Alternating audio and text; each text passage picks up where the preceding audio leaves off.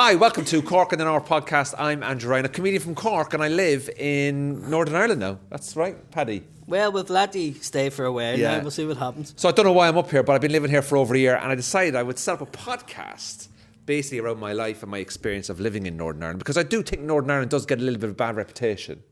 For good reasons. Well, there is. I mean, every area has bad... Every city has bad spots. Of course, like where I'm from in Cork now, there's a few bad areas, and everyone kind of knows the bad areas. But like in Northern Ireland, like there's about 3 or 4 bad areas. Like the north, the south, the west, and the east. They're just the 4 bad areas. You can actually count in your hand where the good areas are more so than where the bad ones are. But I do think that the perception of Northern Ireland is kind of wrong. Like especially when you live here. It's the opposite of what I thought it was going to be. Like I feel it's probably safer here than I did when I lived in East London. I get that. Do you see what I mean? No, I can get like that. when I lived in a place called Walthamstow in East London, I would say, no word of a lie, before it was gentrified, I would say I was offered drugs twice a week, like walking out of the tube up to the flat that I lived in. I mean, it's a bit different than East Belfast. You know, you don't get offered drugs. If anything, you get offered a leaflet to go to a Presbyterian church. But it's a bit different. But it's not what people make it out to be. No, I mean, people take it. See, during the Troubles, this will sound mental, right? That I tell you this, but during the Troubles, like domestic crime was the lowest in Europe here. Really? Yeah. So like it was.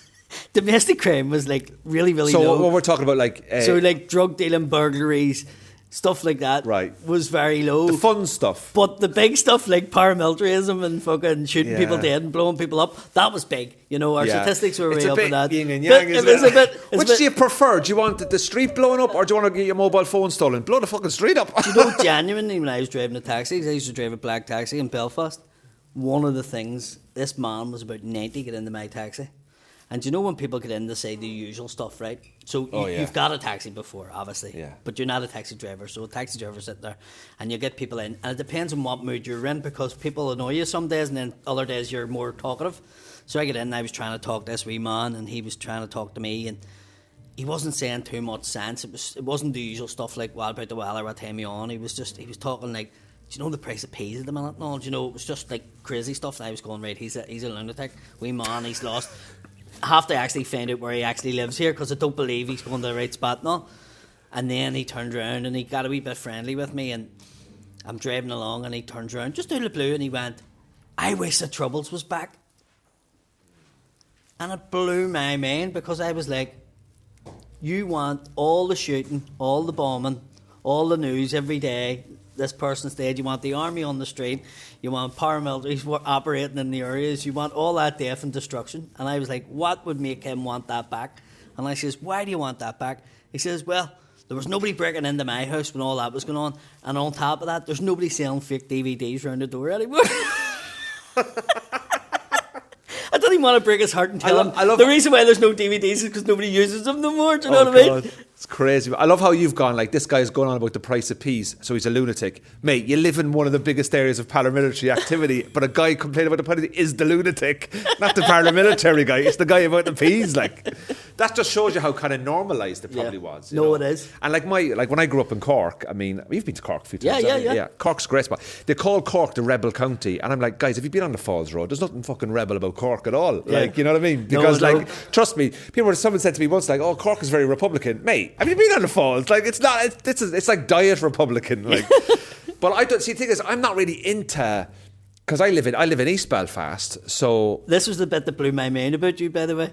Yeah. Like when I met you in the Empire and you were on stage, and then your stories about, and then when you told me where you lived, I was like, that it's like a British soldier moving into Ballymurphy. I know, yeah. You know what I mean? I Jesus, was like, please tell me what it's like. Because I wouldn't have the balls to do it. Well, no, but see, the thing is, for me, it's different because I don't really care. Yeah. It's not like a lived experience for me. So I'm not saying I don't have any skin in the game. Yeah. But like, I'm Irish. Yeah. But like Northern Ireland, you know, it's an interesting place. But I lived in London for so long that I was around so many different No, I get that. Like one of my ex-girlfriends was half Trinidad and Tobago, half Indian. Like I don't really care whether you're one side of green or not. You're like, beyond you know what I mean? that. You're beyond that. I don't care. But so when I moved to East Belfast, I actually never viewed the house. I was very lucky in touch wood to buy a house. And the reason why I bought a house because I couldn't buy a house in the south. Yeah. Because of the housing crisis and also because of Brexit. They wouldn't let people because I earn predominantly sterling money because I'm living in England being a comedian. And I thought, well, I want to live in Ireland. And this thing just happened. And, you know, I was going out with a girl at the time and she was studying here. So I thought, you know, I had a look at house prices on Belfast. Oh my God, you can buy a house here for the price of a Twix. Yeah. I was like, compared to London. Yeah. And I was like, why not? And then I liked Belfast. I always came here to work. I've been on the Blame Game. I've done loads of shows in the Empire. And I thought, great city, great people. But I didn't do your research, the background checks. Yeah. But I'm quite happy I didn't. Yeah. Because I think if I did do the background checks, I probably wouldn't have moved it. Yeah. You see what? So like, it happens for a reason. It happens for a reason. But I moved in, and I moved in. When did I move in? I moved in September, and no one cares where I live in East Belfast. It's lovely housing estate. My neighbours couldn't be any nicer. Very polite. There's a British Army barracks near me, and every Saturday you just hear. That kind of makes me feel safe. Do you know what? It sounds like my childhood. I would like to be there too. I was like going, well, if there's an army barracks here and there's a police station there, I think if being in the middle, I'm quite protected. But you know what? I've never felt more welcome. Yeah. Like, so, and I did, like, June this year, the flags went up and I was like, oh, right, okay. Fine. Were you not going, which county is this for? And I was just like, okay, British flag has gone up, but on every poll? Do they need to be on every poll? They don't do it by half measures. Oh. Like. So I was just like, whatever, you know, look, if that's your tradition, well, off you go. It doesn't bother me. I don't complain. And I do like it. And everybody, though, when I go down to the village in Hollywood for a coffee, everyone, for the first few months living here, thinks I was on holiday. Yeah. They're like, oh, you up here visiting? And I'm like, no, I live here. And they're like, you what? Because there doesn't seem to be a lot of us from the south that live up here. No. We're like when the Northern Irish moved to the south 20 years ago. Oh, you're from the north. Now they're like, oh, you're from the south. And I'm like, yeah, it's perfectly fine. You see, a lot of people did move down south from the north, but mostly because they had to get out. Yeah, but also their children now are Southern Irish with Northern Irish parents. Yeah. Like I've got an auntie of mine who lives in Manchester who's like Irish, moved over in the 60s, 70s. Her kids are like, all right, Mum, how you doing? You all right? And she's like, how's it going? How are things? I'm like, whoa. This just doesn't add up. No, I find that really strange. See, in London especially, I done a gig in a bar in London, and there was a guy here booked me for a gig in London, and I done a gig, and everybody was coming up going, yeah, mate, that was fucking awesome. I'm Irish, and I'm going, yeah. You sound like the guys that used to stop me going to school. Yeah. I can't take that you're Irish. And they're like, nah, man, I fucking grew up in London, but I'm fucking Irish, you know? Listen to the Wolf Tones, and you're going, no, mate, you're not Irish. You know? I've got a great way how you deal with those people. Right. Because being Irish, it's bloody great, isn't it?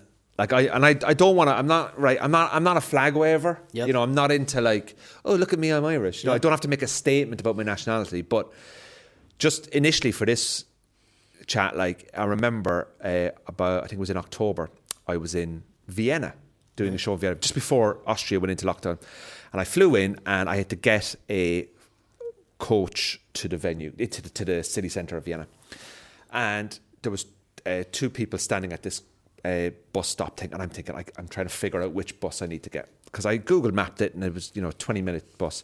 So I just said, excuse me, I'm looking to go to here, which bus would get me near to that area? And this woman just went like, oh, you English? And I was like, yeah, I said Irish. And she went, oh, very good. I speak English. This American guy, the classic cliched American, you Irish? And I went, yeah. And he went, so every year, me and my Irish family, never asked me anything about it, just told me. He was just like, let's say there were McDonald's, right? Me and my family, McDonald's from Sligo, we meet up every year in the States. And I was went, oh, here we fucking go. Like I love it.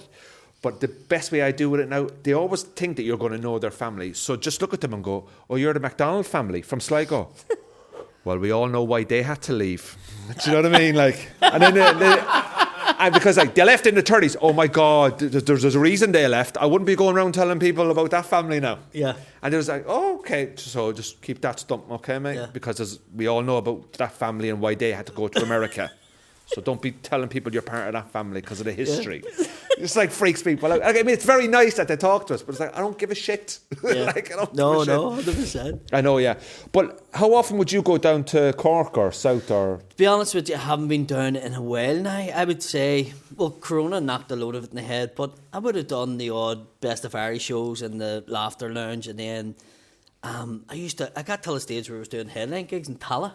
Really? Yeah, because I got friendly with a few of the comedians in Tala, and I'd done a few gigs, and then the next minute the guy owned the bar was like, can we get him down to do headline? And I was doing it in just wee individual bars, RD and places like that. RD? Yeah. That's loud, isn't it? Yeah. Yeah.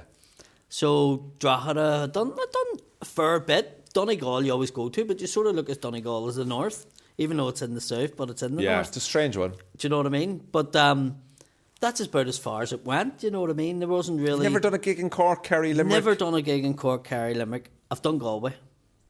Yeah, Galway's a great city. Yeah. Galway's a... Done the Roisin Do and... The Roisin Do. The Roisin Dove. The Roisin Do. You have to say it the way we said. What do you call it? The Roisin Do. The Roisin Do. The Roisin Dove. It's Gaelic. I know. Ulster Eyes is Do. So well, hold on a second. You say Dove and we say Do. Are you telling me that in Ulster you have a different version of Irish? Yeah. I know that there was like a Donegal Irish dialect. We have a paramilitary version of Irish. What's that? Get out now. I remember speaking to somebody in Irish in America, and he went to me, was the guy that was teaching you the Gaelic, was he inside prison? And I went, how do you know? And he went, they used to come down and try and talk the language. My dad would put them up, and we knew they were inside prison because they all had that little bit of dialect about it that was different. It's like, so they called it the jail talk instead of the Gael talk. The jail, oh yes. Because that's where it revived up here. Right. The Irish language revived in Belfast mainly because the prisoners were in the prison. And they were speaking. And they wanted to speak and Gaelic, so at the prison wardens and then the loyalists. But the loyalists started learning it. Do you know what I did the other night? And I swear to God, I was telling this to my friend. This is true as you mentioned that now because, you know, the hunger strikers, they spoke Gaelic. I was watching a documentary on the hunger strikers the other night and I was eating a Chinese. You felt and bad? I just felt bad. They were like going 42 days without food. I was like going, oh, this rice is not as nice. I just felt really bad. I actually found myself whenever, like this morning, I said to the fella at 10 o'clock, where I says, I can't wait to get my tea here because I'm starving. And then I retracted it and went, you know what, I'm not starving because I was looking at the trucker box. Oh, Jesus. I says, I'm definitely not starving. Yeah. Do you know what I mean? Do you ever say things inadvertently to people where you go, oh, but there was no harm in it. There's no malice in it. You know the kind of way where you kind of like... I told somebody today, right, that there's a new strain of coronavirus coming. And this is true. There is. And it's coming from Israel. Yeah. And he says to me, what's the side effects of it? And the comedian in you just straight away says it. So I says, you basically throw Arabs out of the house and you take their land. And he just looked at me and he went, that's terrible. And I went, I know, it is. It actually is terrible. It is. But it was funny as fuck. Yeah. But that does happen. Like, I remember I was doing this thing with a really, really lovely fella, a guy called Zach Moradi. And Zach used to play hurling for Leitrim. Uh-huh. But he spent the first 9 years of his life in a refugee camp in Baghdad. He's Kurdish. Mm-hmm. And he came to Ireland when he was 9. And he's quite well known down the south. Lovely fella. He's been on like the Tommy Tiernan show and the radio. Mm-hmm. He's been on some documentaries and all that kind of stuff. And we were working on this project together last year. And we're talking about a particular topic. And the comedian in you has this thing, right? And he says, you know, I spent the first 9 years of my life in a refugee camp. And I just straight away just went, I know exactly how you feel, man. I went to the Gaeltacht for 3 weeks when I was a teenager. And he started laughing because he knew it was just a joke. Yeah. But then someone else was looking at me going, and I went, no, it's fine, it's just a joke. This is not going to go on air. No, I know, you know but you can't help it. Sometimes you can't turn it off. Yeah, exactly, yeah. Do you get a bit like annoyed or upset or really, you know, when people bring up the past here? Because whenever I meet like Northern Irish people, the first thing in my head is don't ever mention anything. It's just a normal day. And do you ever, like when people meet you from London or America, you know, even Southerners, even people from Cork or Limerick or Galway, whatever, like, oh, you're from Northern Ireland, and they just have this perception, and they bring it up, and you're like going, mate, that was 25 years. Like, no, I don't even, because I think a lot of people don't know the actual truth about it. Yeah. So like, I don't know the truth about it, Paddy. I think about me, and it's something we should do, is I used to do the taxi tours here. Yeah. And this is really, really popular. Belfast is like in the top 3 attractions in Europe. And it's because people weren't coming here. So now everybody's dead interested. Go there and do this taxi tour and find out the crack. And people don't know, but like where we are now and where we're recording, like right there is a wall, and the gates close at 7:30 every night. Yeah. Do you know what I mean? Yeah. And people are amazed by it. You know, people come here, especially people from like South Africa, and they come here and they're like, we had apartheid. Like, you know, there was blacks and whites. So it was dead easy for people to realise who the enemy was, but they just see Belfast, and then they come here and they have the same perception as you. They could be on the Shangle and people are friendly and they're nice. They come to the Falls and people are friendly and nice. Oh, yeah. And they can't see a difference, and they go, I can't see, and there is no difference. We done a gig last week, and a wee guy shouted up, "You're the most Protestant Fenian I know." And I thought, I was talking about it in our podcast, but I was thinking about it. I'm not. All I am is working class like him. It's just he doesn't know many Catholics. Yeah. So he was surprised that how much I'm like them, because he didn't grow up with any, and he's just like, the schools are separated and everything. So people have this, like amongst ourselves, we have this perception that we're totally different. We're not totally different. Yeah. With different beliefs, and that's as far as it goes. We probably have a lot, and you said this to me before, we probably have more differences, me and you, than you do with somebody from the Loyalist community or Unionist community. It's crazy, because we go down south and people treat me different. Because what do I'm you think of the South? I see the South as part of my country, but I feel sometimes when I'm in it, I'm not looked upon as a fellow countryman. Do you get what I'm saying? I'm like the I see what you mean, yeah. I'm like the dirty cousin. Do you know, it's like, or the creepy we know uncle. we know we're related to him, but in the same sense, we don't fully see. You're the child that was born out of an affair. You know, that's basically what you were. And we finally we're coming round to inviting you around for Christmas Day. We're close to getting you around for Christmas. But they don't want you there all the time. We're kind of like, we're happy to see you for the hour. Yeah, that's what I mean. So you go down there. I remember before somebody says, there was a competition on RTE, and the main guy was like, "Oh, what about this guy, Paddy McDonnell? Seen him at the Laughter Lunch the other week." And he turned around and he says, "Sure, he's British." And they went, "No, Paddy's Irish. He has an Irish passport." Blah. "No, he's British, but he's from the north. We can't put him on because he's British. It's a British act." And I got told about it, and I was raging. Do you know what I mean? Because I grew up with the Irish language, followed the Republic of Ireland football team my whole life. You know, you're up and down watching them playing Gaelic sports. I was in the Gaeltacht in Donegal every summer, and you're going, what else do I have to do here? So it's more like, what do I have to do to prove that I'm Irish? Do you know, that way? And then I live in London, and I can, you know, fly in and out with an Irish passport. And look, I get it. Like, I can understand that if you are an Irish person living in Northern Ireland, and then when you go to the South, you're not sort of recognised as 100%. You know, even things I was hearing this morning on the radio, that they had a quiz this morning on RTE, or they had a competition, and you know, you phone in, and the question to the quiz was, which team won the All-Ireland Gaelic football, which was Tyrone, right? But Northern Ireland callers weren't allowed to enter the quiz. It was but the answer was the Northern Irish the county team. that came up from here, yeah. Exactly. So It's there was like a big debate on the radio this morning about Matt Earn do the weather for Ireland. Yeah. They don't tell you what the weather is up here. So it's like, if you get like there's like a hurricane coming, and all there is this map, and then there's a big part that's just missing. Yeah. And you're like, what, is the storm not fucking hit? The guy, an American guy said that to me before RTE was on, and he was like, what the fuck, is the weather not coming to fucking Northern Ireland? What the fuck, like, is there no weather warning up here? And I was like, no, it's different. But I would say the Protestants here have the same effect when they go to England. Because when they go to England, nobody goes to them, you're British. They all go, you're Irish. And they're fucking standing going, no, I'm British. It's very complicated. Going, no, you're fucking Irish. No, I'm fucking British. You know, it must be hard. It is very hard. I don't know, man. Like, I mean, whenever I tell people, like, from the South that I live in the North, or I speak to friends or family, and I go, I live in the North now, and they're like, oh, what are you doing up there? Are you right in the head? What's all that about? And I go, well, have you been up? And they're like, I think I went up when I was 12. And I go, yeah, but have you been up for like a weekend with your husband or wife or friends for a night out? No. I goes, well, there's no point in having like, you think you know a place.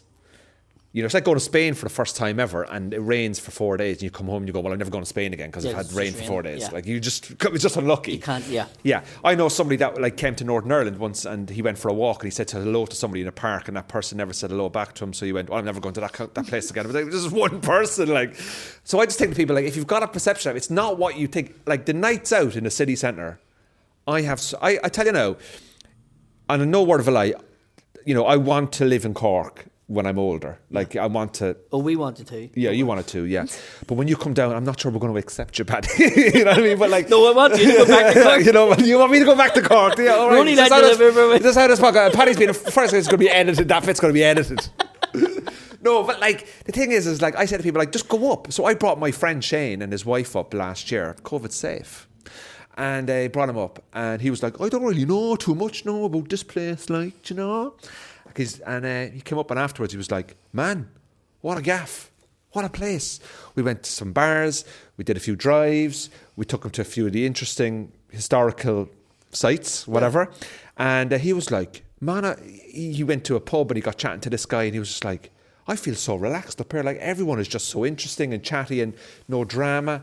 I said, but it's not what you think it is. Yeah. And that's why I feel I kind of wanted to start a podcast just about normal life here. Yeah. It's just normal. Yeah. It's so not with free healthcare. Get free healthcare here, man. You go to mind. Dundalk, it's 50 quid for 10 minutes to tell you, and you could have Googled the answer. It's one of them, once you break your leg in Dundalk, you'll fucking crawl to the border. It's fucking 50 and savings. It's mental, isn't it? But then again, like, I've been in the UK system for a while because of like. So you've paid into it, is that what you're saying? I've paid into it, so I will be using it. Like, but you know, the thing about it is these lateral flow tests down the south are like €16. I've got people in Cork ringing me going, they're free up the north, and I'm like, yeah, can you deal? I'm dealing. Can you send me I'm some smuggling stuff? lateral flow tests to the south. How long? There's a market for that? There's €16 for €17 for a box kit of 5 or something, or whatever it is, right? And somebody said to me over Christmas, when I was down over Christmas, they went like, is there any chance you can get me boxes? Like, so I was thinking, you could just go on the NHS website. And they used to deliver them to the house. Now you can. Got to go to a pharmacy, picked up a couple of boxes, and I'm like, I'll post these down. I feel like I'm smuggling. Remember they used to smuggle butter over the border? We could be, like, that's the new cigarette smuggling. We could be filling the boot, going down, do a gig, knock them out for €8. Yeah. Stand at the back of the car. I was selling merchandise after the gig. I was selling lateral flow tests. Stand outside Crook Park at the 2 metres, lads, 2 metres. Keep your distance. Keep your distance. Throw the money. Throw the money. Can you revolute it? So when you were driving a taxi here, was it an interesting? Did you like driving a cab? Because it's one thing I thought about trying to do. And you know what it said, pandemic comes, I'm going to start driving a cab, and I was like, but sure, no one's going anywhere. Yeah. But when you drove a cab, like, is it something you'd go back to? You got a bit of crack, or is it something you kind of dip in and dip out? You got loads of crack, and but it's just long hours, and I've left it now, and it's probably the most money you could get. Do you know what I mean? Yeah. It's like it's got better since I've left, if you know what I mean. But there's material. You can't get a cab in Belfast at the moment. No, because they all left. They all left the taxi game. They all went into construction because the movie game's here. So a lot of taxi men were people who worked on construction sites, and the bang came and everything went bust, and they went into taxiing and then became lazy. You're sitting beside a thing and they're going, why would I want to lift my tools in and out and all? Whereas then the movie game came back, and a lot of them went back into that, and they're making good money at it. So the taxi game has shortened. It's not as easy to get a license up here as well. But fuck, the material I got from taxiing, like the people you meet in the public, people just working in the public's mental. I done the door as a doorman. That was tough, but being actually in a taxi, you know, on a door, when somebody comes over, they give you a bit of shit. You throw them out, you lock the door, and that's it done. Whereas in a taxi, you're stuck with them for the journey. Oh, man. And you're committed because they're in your car as well. They're in your space. They're in your space, and they're there, and they're just there, and everything's happening, and once they're in, and you have to fucking bring them till the destination, and then you have to try and get the money off them. So you have to try and be nice, even if they're not being nice. Do you know what I mean? Did you get many runners? I got a couple, not many. No. But can you suss them out? You know them, yeah. Like when they get in, they're all shady. Like there's something about them. The taxi cab I have is a London one, so you put your foot in the brake, they can't open the door. So, okay, would you? Yeah. So, how would you deal with that? Like, how can you so if I get into your car and I'm going to do a runner, like, what's the vibe? You're getting a bit of a twitchy vibe? Like, you see them twitching about, and then they'll change the direction and they'll say, do you know what? See, instead of going to there, we'll go round the corner. Or, I'm going around the next street because my brother lives there, and you'll probably find that they're bringing you till an alleyway that they can run down. And then it brings them into their street. Do you know what I mean? What do you do? You just suck it up? You just put your foot in the brake and you tell them you're not getting out until... I've had one try to break the window getting out, but by the time he was trying to break the window, I was out. I was in the back of the taxi with him. Do you know what I mean? Were you just reading poetry or just like quick, going over some Bible verses or something? Had a quiet word with him about the 10 Commandments, how he should live his life. Yeah, and he is now an MLA. He's in the Alliance Party. Funny enough, you're not too far away from somebody said to me recently, because where I live in East Belfast, they said to me, who are you going to vote for in the next election? And this is how I vote. Whichever political party does not call to my house, get my vote. That's how I do it. DUP, yeah. Yeah, yeah. But or I like voting for people who, you know, the independents, the lunatics, that they go, there's one guy, he's got one issue. And he wants to move bin day from Monday to Wednesday. Because it annoys him. He's the man. I vote for him, and then you see that at the end of the election, 11 votes. I'm like, I was one of the 11. There was a girl in Hollywood who run in the election because Subway gave her fucking food poisoning. You're joking, and me. She was running the closed down Subway in Hollywood. And I don't think she'll run again, but she did run once, and I went, I'm voting for her. Yeah. That's funny as fuck. Can you imagine her losing her deposit? The money, like whatever it is, a couple of grand just to run. That's the hill you're going to die on. Because of the £3. But do you know what I would do? Do you know what 6 cent sub? Do you know what I would do? Imagine if her campaign was sponsored by Subway. Like if they actually said Subway would like to give you some money towards their campaign. She used to stand outside Subway with a plaque. Because she got food poisoning. So Subway gave me food poisoning, and I was like, how much did it cost you? £3. Get over it. Get over it. And you probably got, like, this woman probably wasn't married with kids, right? No, she's not. Yeah. She's about 20 dogs. Well, I would say that when the next election comes, there's now another issue that's really close to her heart. The wind never blows from the west. So I want to get the government to change the side of it. I don't fucking know, man. It's crazy, isn't it? So since you know the way, like, there's an old cliche about Northern Irish people being, I think they're insanely friendly, like a little bit too friendly, like the kind of place where, I'll give you an example, right? I was driving in Hollywood, and I was stopping at lights, right? Because you're supposed to stop at the lights, Paddy. Was it red? Yeah, it was red, yeah, right. And I thought it was the opposite way. Yeah. I thought you stopped the No. We never stopped with the amber, the orange one though. We're like, oh. Anyway, don't know if that can go in. Definitely can't. So anyway, I bought a car where I don't have a handbrake stick. I have a button for the handbrake, right? So I pull up, and I think I for whatever reason, I thought I pressed the handbrake, right? And I reached into the back of the car to get my jacket. I take my foot off the brake, and the car just jolted. Now, you know when the car moves forward and you panic, and you put your 2 feet down, and then it even jumps even more. Well, I went into the back of this woman, right? And I thought, oh, shit. I can't believe this now. And it was just coming up to Christmas, and I was like, oh, no, like my Christmas is ruined now. Anyway, for a split second, I was like, did I actually hit her? You know, like, or was it just the brakes making the impact, right? Next thing, she gets out of the car. Lovely lady now, really nice lady. And I go, right, put the handbrake on, get out. And she just looked at me, she was so nice, she goes, Did you just go? Like, she wasn't sure. Did you just go into the back of me? And I just went, you know what? I did. I'm really sorry. I said, I'm very sorry. I said, I've just got this new car, and it's the handbrake is a button, and my mistake, my bad. I'm really, really sorry. And she looked and she goes, absolutely no problem. You know, I'll just have a quick look. And I was like, have a look. And you know the way when you're then ready to have a look to see if there is any damage. And I couldn't see any damage. I was like, yeah, there's no damage. But there was 2 little marks. And then her mum or mother-in-law got out of the car, and she made matters worse. Oh man, she came out of the car and she went, oh man. I was just like, this one. She got out of the car and she was just like, there's 2 marks there. And I went, yeah, I'm just dealing with the focus on the driver. You're not. Get the fuck back in the car. Get the fuck back in the car, right? So then I was like, how are you? How is it going? Look, I'm really sorry. It's my mistake. We'll get it fixed up. There's no problem. Now, there's cars like going past us on the road. And they're all, there's 2 people come out. There's 2 fellas like this now looking at it. I'm like, fucking hell. So I'm like, she looked at me. She goes, oh, where are you from? And I said, all right, I'm in here now. because nobody was upset or anything. Yeah. It was just a little dink. I said, I'm from Cork, and she was like, oh yeah, my husband's from Galway, and I was like, oh brilliant. I said, Galway's a great old spot. I said, whereabouts in Galway is he from? Oh Jesus, it's a great spot. Oh, where's he? The Murphy family. Sure, we all know the Murphy family. Like, you know, like I was just trying to keep this. You didn't say here the Murphys. You know what the Murphys in this family. You know, we all know why he had to leave Galway, didn't we? Like, but anyway. The mother goes back in, or the mother-in-law. I don't know if she's the mother or the mother-in-law, but anyway. And she's looking at the car. She goes, oh, look, it's not really an issue, you know. And I was like, oh, you're sound. Like, I mean, obviously I made a mistake. We're getting on fine. I said, look, you take my number. I'll take your number. I said, look, so she rang my phone. I said, look, that's my genuine number. She took a few pictures of my reg. You know, everything was above board and all that. The fucking mother-in-law or mother comes out again. And I'm thinking, I've just about got away with this. And she comes out again. Well, I think, you know, we might have to get a new bumper. And in my head, I'm like, going, get the fuck back in the car.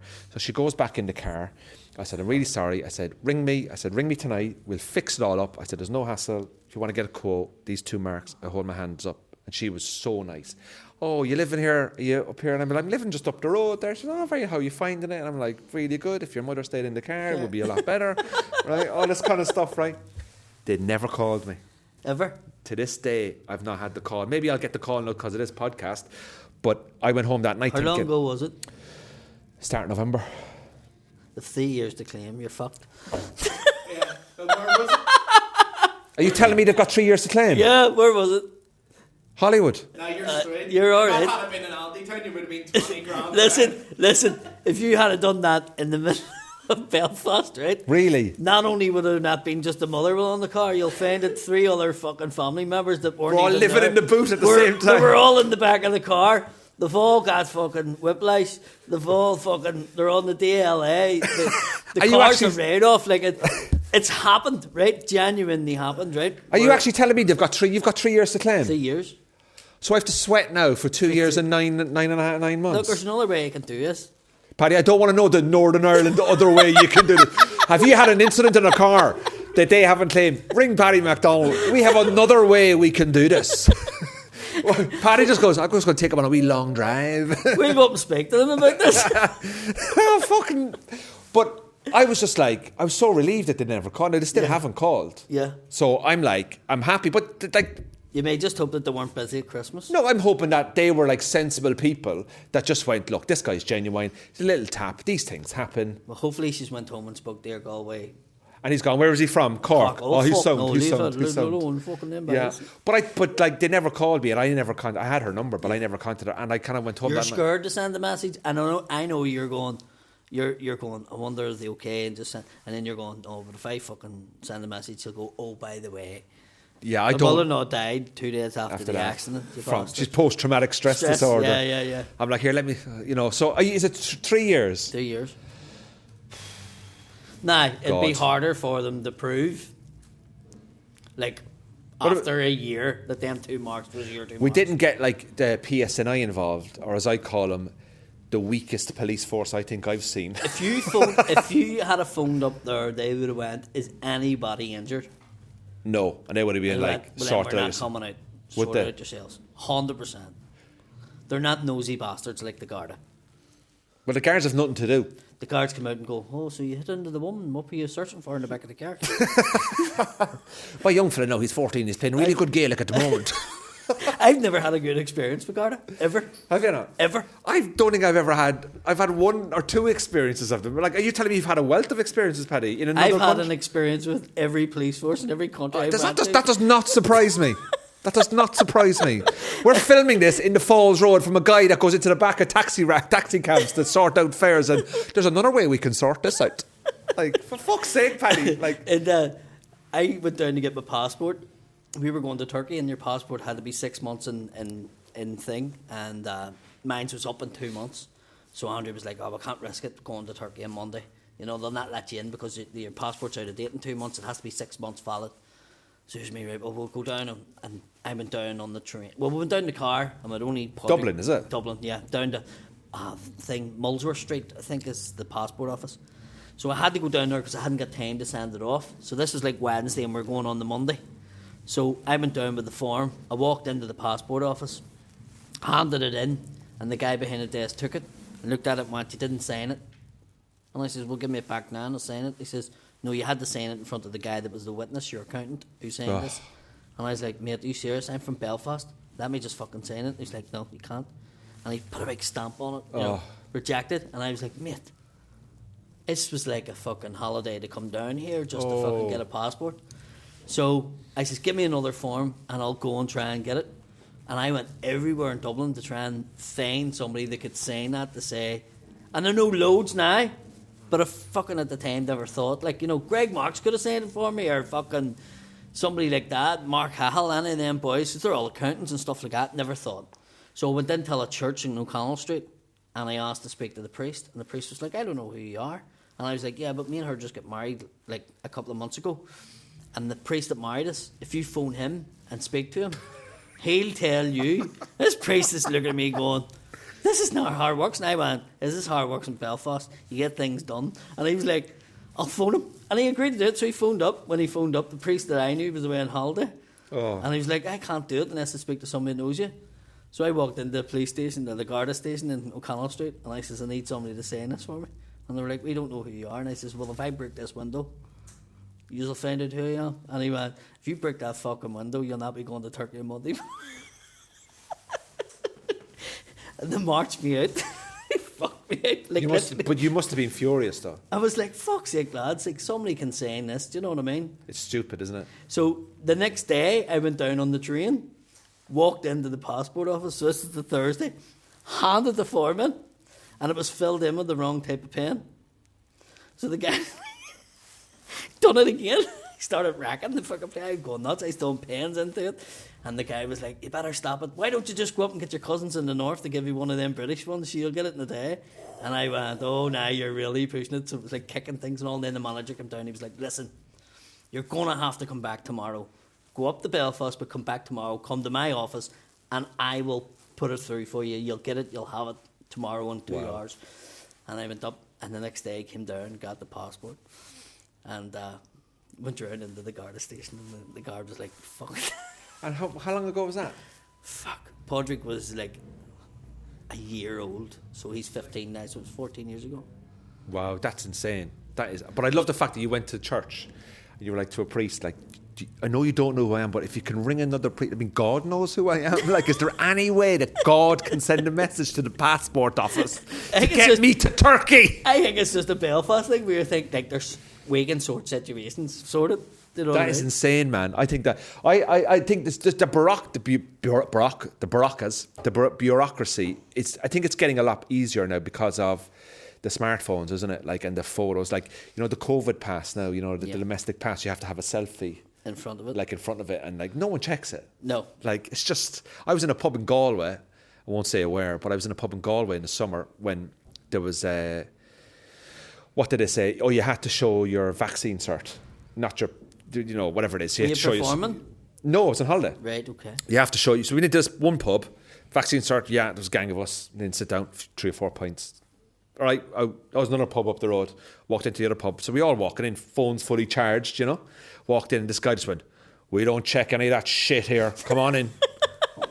We were like, but if the guards came in here, like, and caught you, you're going to get fined like a couple of grand. And he was like, there's none of that shit in here. And everyone's sitting up at a bar, and like it was like, oh my god, it's like 2019 in here, like, you know what I mean? So, but I think there's so much fucking bureaucracy, like it's, but like stuff like that. I remember you used to, like, even the things like car tax. You used to have to queue up in a tax office. Yeah. Now you just do it online. Yeah. I mean, there is stuff like that. But have you got a British passport? No. But you're entitled to it. You're allowed to have 2, aren't you? Yeah. But you just obviously. Do you know, like, is that a common thing? Do a lot of people have 2? Nah, up here because of Brexit. Well, Brexit made a lot of the Protestants up here go and get Irish passports. And is that like a kind of like? Yeah. It's like, I make a joke in the Empire. My joke was, Armada's COVID, where at the start of COVID, Protestants only needed 1 passport. Now they've got 3 or 4. Do you know what I mean? It's like, that's a great joke, actually. I must say, Paddy. There's a little part of me going, why didn't I fucking think of that one? It's dead strange that they have so many. We went to Turkey that time, and when we arrived, we flew from Belfast into Turkey, and there was a big line of people, and we had to get a visa. You were with me, actually. You were only a kid. What? You were with me. For those of you who don't know, Paddy's brother Sean is the producer who's actually behind the camera. He was there, but he might remember because he was a kid. But we were in the queue, and it was from Belfast, and it was like April time. So a lot of Catholics wouldn't have been going to Turkey at Easter because there's a wee event that happens here, and they all are very religious and stay Jesus. here, right? Yeah. So we were probably the only really Catholic sort of from here, and I had the Irish passport. My son had the Irish passport. He had an Irish passport. My mum had the Irish passport. My wife had a British passport, right? That she got quick because we needed to go away one time. And there was a queue of people, and this guy came along, this Turkish official, and he says, "Hey, passport? Irish?" I went, "Yes, here was Irish. Yes." So I brought all of us up, and my wife came with us, and we got up till the thing, and the guy was like, boop, boop, and this big queue of people, and they're all like, "How the fuck's he getting up there?" And the wee Turk was going, "Irish, friends." Right? Like letting them know that the Irish are more welcome here than the British. My wife giving her passport, and the guy went, "British beggar." Oh my God. And the wee guy was looking at me going, "Who's this?" And I went, "My wife." And he went, "You married Brit? You married Brit?" You know, he was disgusted. He couldn't. And I was going, "No, she has an Irish one as well." And he was going, "You married Brit?" He couldn't. He was raging. He was like, "You're Irish. You shouldn't marry Brit. These ones are no good. These ones are okay." But it was dead strange. They pulled us through, with the Irish passport. No problem. Oh, it's mad, isn't it? Crazy. It's the same. That happens everywhere now with Brexit. Yeah. When But I that's was why in there's loads of comedians I know over in England who are Scottish and English, and if they went and got the Irish passport because they've had like a granny who was Irish and stuff, and they can get it just to have it. Yeah. You know? If you are watching this and you are British and you want an Irish passport, please email us in. We will give them to you for €50. We can sort this out. But do you know what? We could sell Irish passports and do lateral flow tests down the south. Yeah. We could make a few quid. For all your identity needs, give us a call. But you I wouldn't call myself Catholic. But would you call yourself Catholic? No, because I'm I'm born Catholic, but for the point of that story, I've been christened. Yeah, I know what you mean. Because the people that was on that were the same. They were all Belfast people and stuff from here, but at the same sense, they all have British passports. So yeah. Whereas now they'll all be getting Irish ones. And It's mad, isn't it? Like I just don't. It's not something that for me. But like religion is not important to me. Need fucking. I went to America for a while, and it really changed my outlook on life. Do you know what I mean? I went, Jesus, it's really, we are like a wee goldfish bowl back home. Oh, I can imagine. Do you know what I mean? How bad it is that people's like, "What are you, Catholic? Right? You Protestant?" You know, it's fucking stupid. I don't like any of that. I don't I'll give you an example, right? Like, if you're like from Ireland, people say you follow Celtic. I was going to Glasgow in December, and Celtic were playing Real Betis in the Europa League, and I turned up and I didn't know Celtic were playing that night. It was like the 4 o'clock flight. Because you were Irish, they thought you were there for the game. Yeah, no. Like, I turned up in the airport and there was like a load of Celtic fans, and I was like, "Oh, there's nothing worse than being on a flight with football fans." Like, in a way, like, and you see them in the bar and you're like, "Oh no!" Like, I get it, you're going to your game, but I just want a quiet flight. I don't want. I was like, "Oh no!" And then they're in the queue, and everyone knew each other in the queue, like. And they're all like, the game was at 8 o'clock, so the flight was at 4, so it's only a half an hour flight. So, and I was sitting there going, "Oh God!" And then people were like, clapping, and I was like, "Oh, I fucking hate football fans." But I love football. I just hate football fans. When, like, I know you're a Celtic fan, so but I'm not interested in Scottish football, right? Man United are my team. I'm not interested. I don't care about Scotland. I don't watch it, But even if that plane was full of United fans, or I get that. Chelsea fans, and when you're not in that form to be dealing with drunk lads going over on the tear to Glasgow, I can imagine those flights from Belfast sometimes, like the flights from Belfast to Ibiza. I got a flight. And the flight from Belfast to Glasgow on Old Firm crazy. weekend. I feel give those air crew, the pilots and the air cabin crew, loads of money. Like, just the shit they must deal with. I went to London recently, and Tottenham were playing, and all the Tottenham fans were on the plane, and I had a following son sitting next to me, and the guy was old. He was in his 60s. This guy. And he was drinking. Like, this was a 6:30 flight from Belfast in the morning to London. And he was drinking like fuck, he was just drinking. And I'm sitting there. And I was busting to go to the toilet, but I wouldn't get up. Because I didn't want to start. They had to lift their trays. And I'll hold it in. And the old boy was like, "Oh, fuck, I'm going to wet myself." And there were like seatbelt signs on. And he was like, "Fuck it." And he took the thing off. And he ran up a plane, and the whole plane was, Spurs are on their way to... And the girl was like, sit down. And he was like, if you don't let me go to a toilet, I'm going to piss all over the fucking aisle. And I was like, his flight's going to get in. They're going to be fucking police on it. And it didn't. It turned out all right. The guy pissed himself. And he's sitting next to me, and I knew he pissed himself. And then when I came down off it, I took my mask off, and they recognised me from videos and whatever, and they knew I was a comedian then. So then a couple of them were like, you have a show tonight in London? I was like, yeah, can you get us tickets and stuff like that? No, sold out. And it was sold out. But a fella sent me a message, and I got 4 of them tickets. All right. And I was panicking because I was going, they've been on the drink from 6 o'clock this morning. They're going to go to the game. If the game doesn't go their way, and then they come to the show, you know. But it turned out all right. They didn't wreck the place. But they were a wee bit boisterous. I had a complaint from the venue about them. Like, oh, man. There's nothing worse than football fans, man.